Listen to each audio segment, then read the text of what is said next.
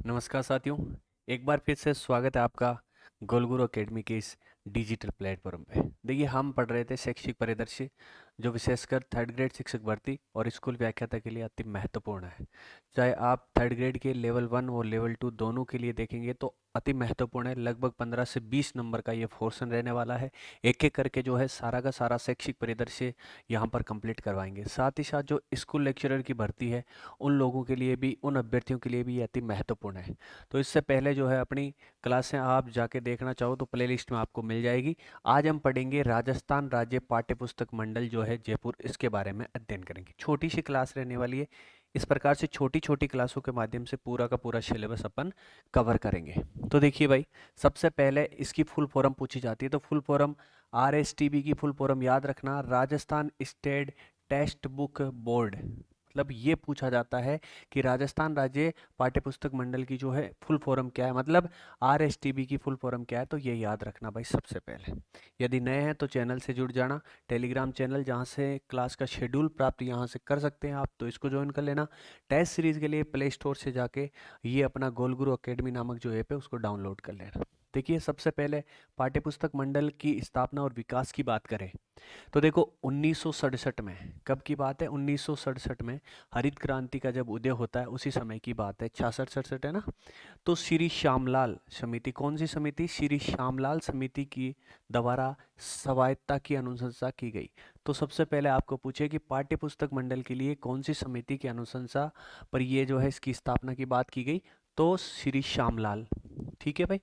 अब देखो, 6 साल बाद का कार्यक्रम चलता है कि राजस्थान सरकार के प्रशासनिक आदेश द्वारा जो है इसकी स्थापना होती है भाई। प्रशासनिक आदेश कब निकलता है, कोई ज़्यादा महत्वपूर्ण नहीं है, लेकिन अपन एक यात्रा पढ़ रहे हैं, ठीक है, जिससे क्या है आसानी से याद रह जाए। याद यहाँ पे ये रखना है, कौन सी समिति की सिफारिश, श्री श्यामलाल समिति। ठीक है। तो प्रशासनिक आदेश कब निकलता है, 1973 में। और 73 में ही, 73 की डेट अति महत्वपूर्ण है क्योंकि 29 दिसंबर 1973 को राजस्थान संस्था पंजीकरण अधिनियम, अधिनियम कौन सा, पंजीकरण अधिनियम 1958 के तहत कौन सी संस्था के रूप में, एक स्वायत्त शासित संस्था के रूप में इसका पंजीकरण होता है। तो पंजीकरण कब होता है, 29 दिसंबर 1973 को।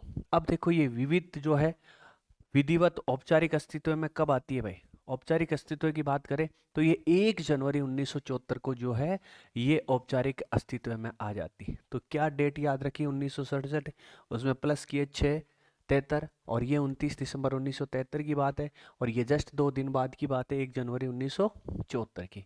अब देखो, 74 के बाद सीधा आता है 1997। 1 अगस्त 1997 जो है इसकी नियमावली बनती है। कब बनती है, नियमावली बनती है लगभग जो है 20 साल बाद में, 20-25 साल के आसपास इसकी नियमावली लागू होती है भाई। और बात करें 2010 की, तो 27 सितंबर 2010, इससे पहले ये क्या करती थी, कक्षा 1 से लेके 8 तक जो है पाठ्य पुस्तकों का मुद्रण व वितरण का कार्य करती थी। कौन सी कक्षा तक, कक्षा 1 से 8।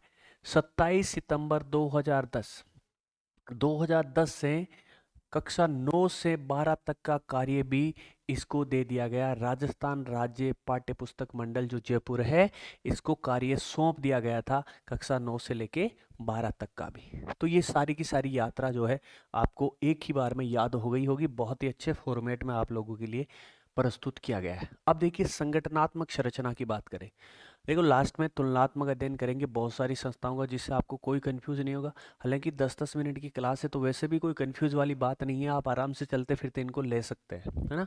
और भाई अच्छी लगे तो शेयर किया करो, और लाइक और कमेंट करके बताया करो कि क्लास कैसी है।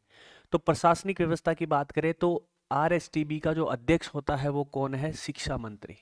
वर्तमान में कौन है, मदन लाल दिलावर। मदन लाल दिलावर जो है इसके अध्यक्ष है, इसके अध्यक्ष है। ठीक है भाई। उपाध्यक्ष कौन होता है, जो शिक्षा सचिव होता है वो इसका उपाध्यक्ष होता है। इसका जो है कार्यालय कहाँ पर है, तो जालाना डूंगरी जो जयपुर है वहां पर इसका कार्यालय है। कहाँ पर है, जालाना डूंगरी जयपुर में इसका कार्यालय है। उपाध्यक्ष इसका शिक्षा सचिव होता है, अध्यक्ष इसका शिक्षा मंत्री होता है। ये देखो, राजस्थान प्रारंभिक शिक्षा विभाग के अधीन एक स्वायत्त शासित संस्था के रूप में कार्य करता है। तो कौन से जो है विभाग के अधीन कार्य करता है। तो राजस्थान प्रारंभिक शिक्षा विभाग जो है इसके अधीन एक स्वायत्त शासित संस्था के रूप में कार्य करता है आरएसटीबी। देखो इसका कार्य क्षेत्र की बात करें तो प्रारंभ में ये कक्षा 1 से लेकर 8 तक के विद्यार्थियों के लिए जो है पाठ्य पुस्तकों का मुद्रण व वितरण का कार्य करता था। लेकिन 2010 कब 27 सितंबर 2010 से जो है इसका कार्यभार बढ़ गया और कक्षा 1 से लेकर 12 तक के सभी विद्यार्थियों के लिए जो पुस्तकों का मुद्रण है वह वितरण का कार्य इसके द्वारा किया जा रहा है। तो पिछले 15 साल से ये कक्षा 1 से लेके 12 तक के विद्यार्थियों के लिए पाठ्य पुस्तकों का मुद्रण और वितरण कर रहा है। उससे पहले ये क्या करता था कक्षा 1 से लेके 8 तक। आगे चलिए भाई, अब देखो इसके वितरण केंद्र संगठन की बात करें तो कितने हैं भाई, इसके 35 वितरण केंद्र है। सवाल आपका यहीं से बनेगा या फिर यहाँ से बन सकता है यदि कोई डीपली आपको सवाल पूछे तो देखिए संभागीय स्तर पर इसके केंद्र कितने हैं, 9 है। ये याद रखना भाई, कितने केंद्र है, 9 केंद्र है। ये आप देख सकते हैं भाई 7 संभाग है, अलवर और सीकर भी इसमें दे रखा है। तो ये संभागीय स्तर पर 9 केंद्र है और जिला स्तर पर बात करें तो 25 केंद्र है। देखो एक जयपुर शहर में भी है, एक जयपुर ग्रामीण में भी है, तथा शेष जो 24 जिले बसते हैं पुराने जिलों के हिसाब से उनमें ये क्या है स्थापित किए गए हैं। अब देखिए एक है इसका केंद्रीय डिपो जो मुख्य होता है। तो केंद्रीय डिपो कहाँ पर है, जयपुर में है। अब नोट वाली बात है तो नोट ये कितने का है, 1000 रुपए का है। तो याद रखना भाई जयपुर में कुल 3 वितरण केंद्र है। कितने हैं, 3 वितरण केंद्र है। एक तो जयपुर शहर में, एक जयपुर ग्रामीण में तथा एक केंद्रीय डिपो। तो आरएसटीबी के 3 वितरण केंद्र कहाँ पर है, जयपुर में है। संभाग स्तर पर 9 है और जिला स्तर पर 25 है। एक इसका केंद्रीय डिपो है। आगे देखिए प्रमुख कार्य की बात करें तो इसका कार्य है प्रकाशन करना पाठ्य पुस्तकों का और वितरण करना। मतलब पाठ्य पुस्तकों व शैक्षिक साहित्य का प्रकाशन, उनका विक्रय और वितरण करना इसका प्रमुख कार्य है। अनुसंधान को प्रोत्साहन देना इसका और कार्य है भाई। मतलब पाठ्य पुस्तकों के निर्माण, मूल्यांकन, वितरण आदि क्षेत्रों में अनुसंधान कार्य जो होते हैं उनको प्रोत्साहन करने का कार्य कौन करता है, यही करता है भाई। ठीक है, याद रखना ये स्वयं जो है अनुसंधान नहीं करता, ये सिर्फ क्या करता है, प्रोत्साहन करता है। इसके द्वारा कोई अनुसंधान नहीं किया जाता है। वेरी वेरी इंपॉर्टेंट, ये किस जो है सिद्धांत पर काम करता है, तो आरएसटीबी जो है no profit no loss, no loss no profit, ना तो लाभ ना हानि, ना लाभ ना हानि, इस सिद्धांत पर कार्य करता है भाई। आरएसटीबी जो है इस सिद्धांत पर कार्य करता है, नो लॉस नो प्रॉफिट। मतलब ना तो इसको लाभ चाहिए ना ये हानि होनी चाहिए। अनुबंधन का व्यवस्था भी ये करता है भाई। अनुबंध करता है मतलब जो अच्छे लेखक है, सुयोग्य लेखक है, जो अच्छी अच्छी किताबें लिखने के योग्य है, समीक्षकों तथा चित्रकारों तथा पुस्तक विक्रेताओं तथा मुद्रकों को अनुबंधित करने का कार्य करता है। तो क्या क्या काम है प्रकाशन और वितरण का, अनुसंधान खुद नहीं करता, प्रोत्साहन करता अनुसंधान को, ना लाभ ना हानि, नो प्रॉफिट नो लॉस के सिद्धांत पर कार्य करता है, और अनुबंधन व्यवस्था जो है इसके द्वारा की जाती है। अब देखो ये क्रय व्यवस्था भी करता है। आरएसटीबी की आवश्यकताओं के अनुसार ये क्या करता है, सामान का क्रय करता है, चाहे भवन हो, चाहे मशीन हो या अन्य उपकरण जिनकी जरूरत होती है उनका क्रय करने का भी ये कार्य करता है। वित्तीय प्रबंध मतलब धन की व्यवस्था करता है तथा जो अधिशेष राशि अधिक बच जाती है उसका उचित ढंग से प्रबंधन जो है ये करने का कार्य करता है। क्योंकि ये जो है लाभ या हानि के सिद्धांत पर काम नहीं करता, जो राशि बच जाती है इसका किस तरीके से सही तरीके से उचित ढंग से उपयोग होना चाहिए इसका भी ये क्या करता है, प्रबंध करता है। कार्मिक प्रबंधन कार्मिकों की नियुक्ति करता है, इसमें काम करने वाले कार्मिकों की नियुक्ति करता है तथा उनके कल्याण का विशेष तौर पे ध्यान रखता है भाई। उनके कल्याण का विशेष तौर पे ध्यान रखता है। सरकारी निर्देश मतलब राज्य सरकार जो इनको अन्य कार्य करने के लिए निर्देशित करती है तथा मंडल को सौंपे गए जो दायित्व हैं वो इनके द्वारा पूरे किए जाते हैं। मतलब राज्य सरकार अन्य निर्देशित कार्य, कोई अन्य तो ऐसे तो है नहीं कि भाई आपको खाई देनी है या कहीं बाढ़ छापनी है, ऐसे कार्य नहीं है। मतलब इनसे संबंधित जो अन्य कार्य हैं वो जब इनको दिए जाते हैं तथा मंडल को जो दायित्व दिए गए हैं इनका पूरी तरीके से जो है निर्वहन करना इनका प्रमुख दायित्व हो जाता है। आगे देखिए एनसीईआरटी, ये क्या था उससे पहले? आरएसटीबी, राजस्थान राज्य पाठ्य पुस्तक मंडल। अब देखते हैं, छोटा सा टॉपिक था, वहां से कोई सवाल बनेगा तो आपका गलत नहीं होगा। अब देखो एनसीईआरटी के बारे में शुरुआत में अपन ने देखा था, फिर भी देख लेते हैं कि इसका पूरा नाम क्या है। राष्ट्रीय शैक्षिक अनुसंधान और शैक्षणिक प्रशिक्षण परिषद। राष्ट्रीय शैक्षिक अनुसंधान और प्रशिक्षण परिषद स्थापना की बात करें तो भारत सरकार द्वारा 1961 में जो है इसकी स्थापना की गई थी। किसके रूप में? स्वायत्त संगठन के रूप में। ठीक है भाई, इसका मुख्य कार्य क्या है? ये भाई देखो नोडल एजेंसी के रूप में कार्य करती है पूरे देश में। यदि शिक्षा के क्षेत्र में बात करें तो एनसीईआरटी सबसे प्रमुख है भाई। शिक्षा में सुधार, मतलब शैक्षणिक सुधार, गुणवत्ता हेतु पाठ्य पुस्तक, पाठ्य सामग्री और शैक्षिक सामग्री का निर्माण करने का ये कार्य करती है। शोध और प्रशिक्षण देने का कार्य भी ये करती है। और एनईपी 2020 जो नेशनल एजुकेशन पॉलिसी 2020 है, उसके तहत राष्ट्रीय पाठ्यचर्या की रूपरेखा विकसित करने की क्या है, ये नोडल एजेंसी मानी जाती है आपकी एनसीईआरटी। आगे देखिए भाई प्रमुख शैक्षिक संस्थाएं और स्थापना वर्ष। जो महत्वपूर्ण जो है संस्थाएं हैं जो एग्जाम में पूछी जाती है, इनमें से बहुत सारी चीजें अपन आगे देखेंगे। और फिर भी एक बार क्या है सारांश रूप में देख लेते हैं प्रमुख शैक्षिक संस्थाएं और उनकी स्थापना कब होती, क्योंकि यहाँ से सीधे सीधे सवाल पूछे जाते हैं।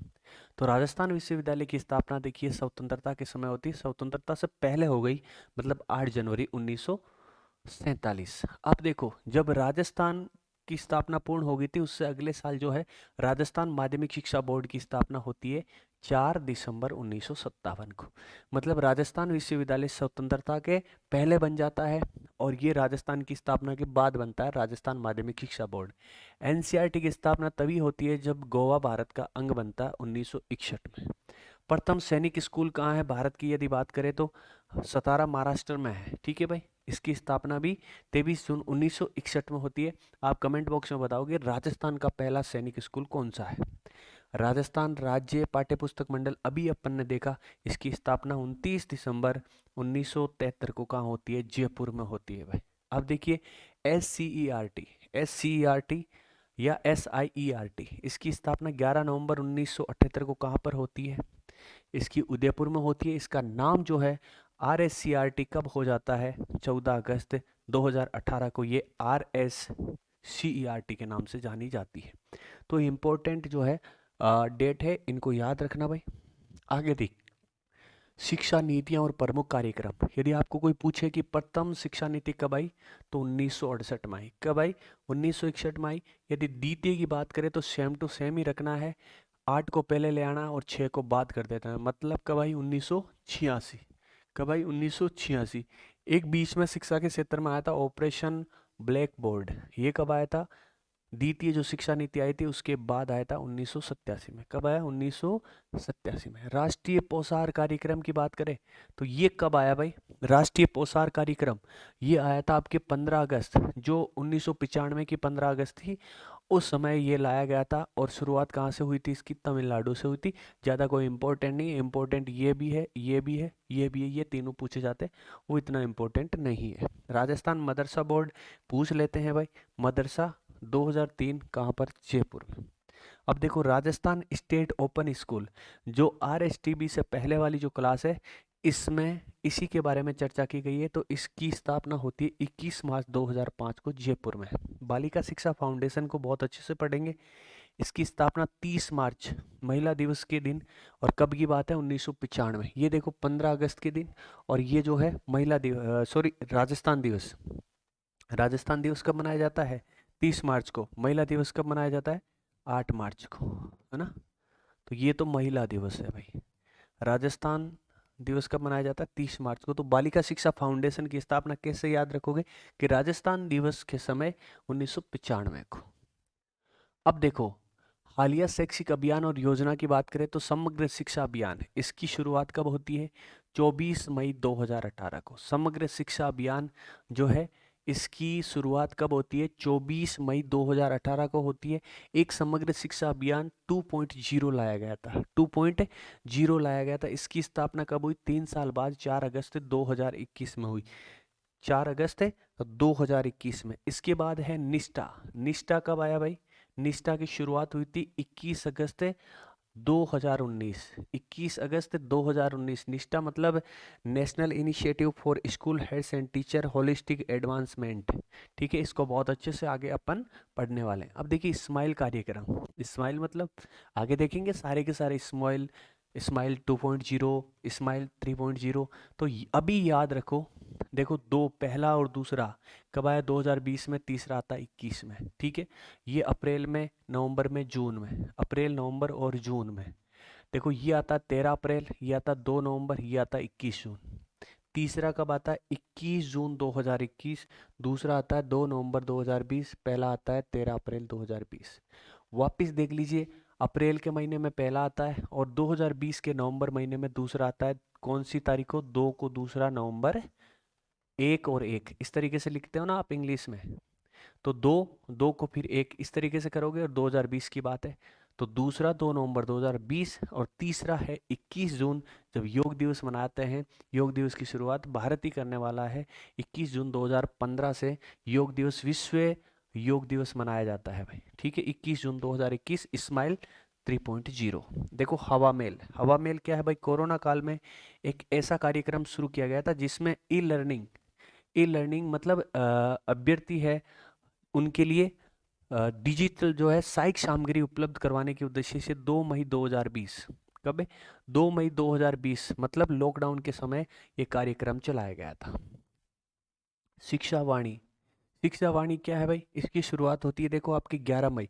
ये हवामेल के 9 दिन बाद की बात है, हवामेल के 9 दिन के बाद 11 मई 2020 को शिक्षा वाणी, ये क्या है, ये रेडियो आधारित जो शैक्षिक प्रोग्राम है वो है भाई। मतलब रेडियो पर प्रसारित होने वाला एक शैक्षिक प्रोग्राम है।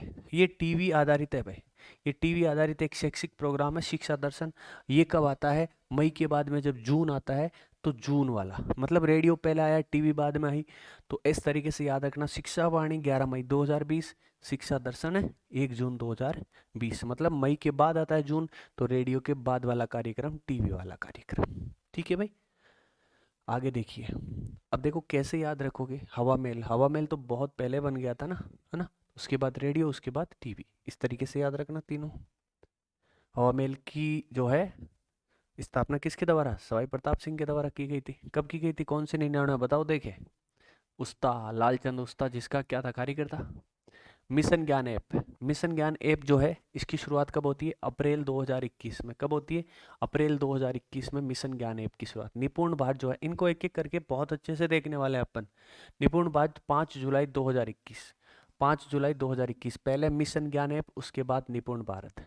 स्टार्स योजना, इसमें जो देखो अक्टूबर 2020 में तो इसका अनुमोदन होता है, और ये जो प्रभावी है ये 23 फरवरी 2021 से प्रभावी हो जाती है। स्टार्स जो योजना है इसका अनुमोदन 2020 में होता है, लेकिन ये प्रभावी जो है फरवरी 2021 से नजर आती है। राजस्थान में शिक्षा में बढ़ते कदम, ये जो है इसकी शुरुआत 11 जुलाई 2022, 11 जुलाई 2022।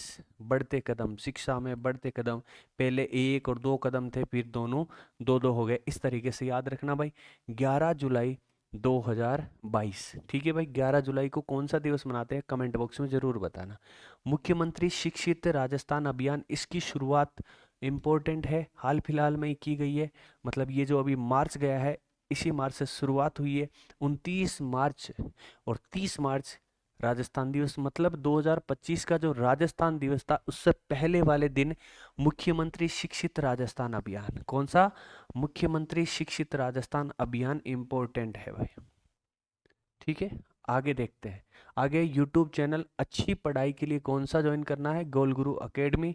टेलीग्राम चैनल गोल गुरु अकेडमी, प्ले स्टोर से ऐप भी कौन सा, गोल गुरु अकेडमी। तो फिलहाल इस कक्षा में इतना ही, मिलेंगे एक नई क्लास के साथ कुछ ही पलों में। ठीक है भाई, धन्यवाद, आज के लिए इतना ही। जय हिंद, जय भारत। यदि अच्छा लगे तो शेयर और लाइक वाला बटन जरूर दबाना भाई। ठीक है।